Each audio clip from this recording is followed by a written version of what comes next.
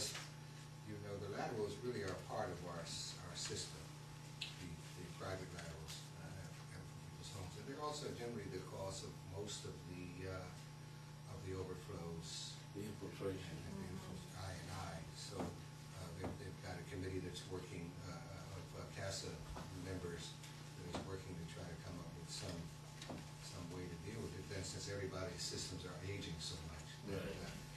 You know, a whole lot of them start to fail at a certain time. There's a huge impact on the sanitary district.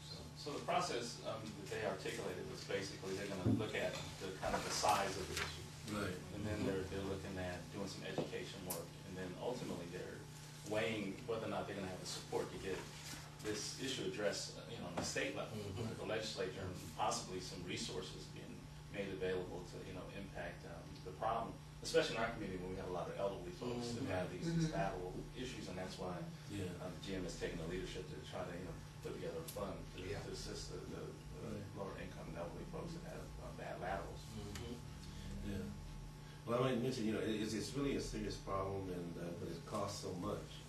And you might have noticed in the news lately the sidewalk issues in Oakland, where they were, you know, got cracked, and they said, well, the homeowner has to pay for it, and they require them to fix it. Well, it does create a safety hazard, and that is the state law. And so I imagine that if they move in a direction like that, then the lateral could be a problem, you know, one of those things that they require to be fixed as well.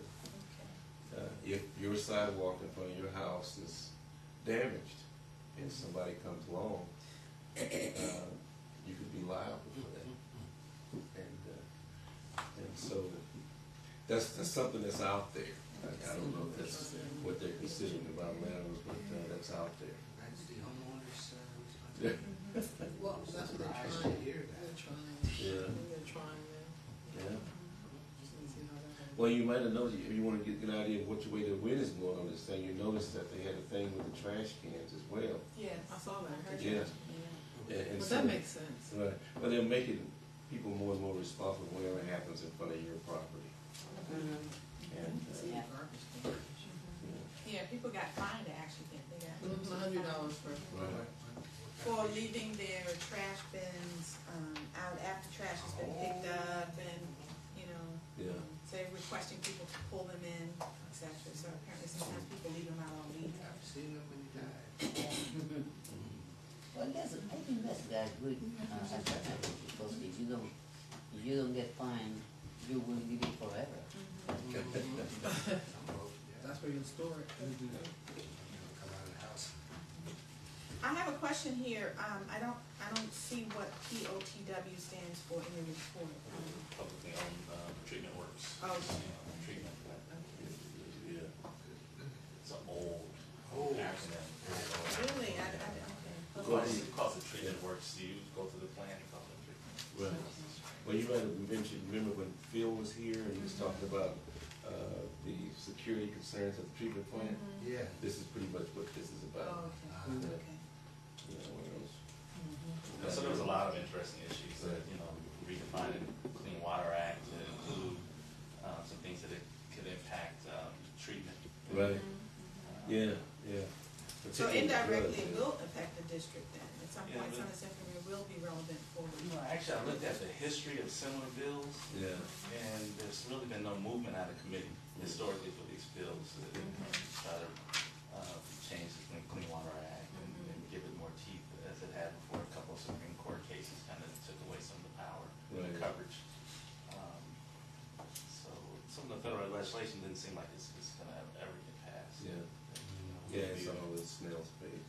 Does it matter to the administration when you look at the It's really strange because, I mean, even with the change in getting Democratic control, I mean, some of the bills are not really made up of committee. Even with new committee chairs are Democrats. Right. Just from looking online.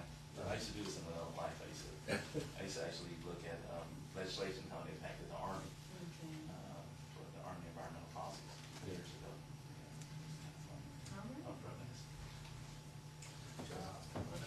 I have one thing I'd like to say. say, I think that the district is doing exceptionally well. I'd like to congratulate the staff on all the efforts that they're doing to push forward and do all the things that we're supposed to be doing as a district. It must feel good to staff to be here at this time. It certainly does feel good to be a board member, so. Here, here. Yes. A lot done, doing what we're supposed to do, and I'm impressed to be a part of that. Okay, future agenda items. Maybe we should have an update on what's been going on with our proposed or the discussion phase of our lateral program. Okay, well. Something with the banks, have you heard anything definitive on that? Well, in fact, Ms.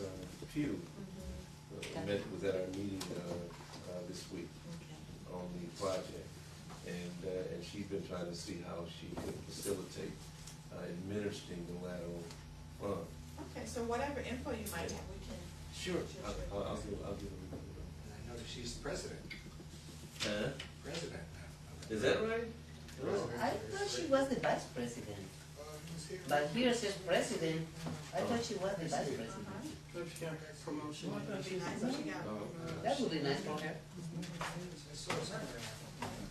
Are there any other agenda items for our next meeting? Okay, I move that we adjourn. Second. And we're now adjourning at 7:32. Hey.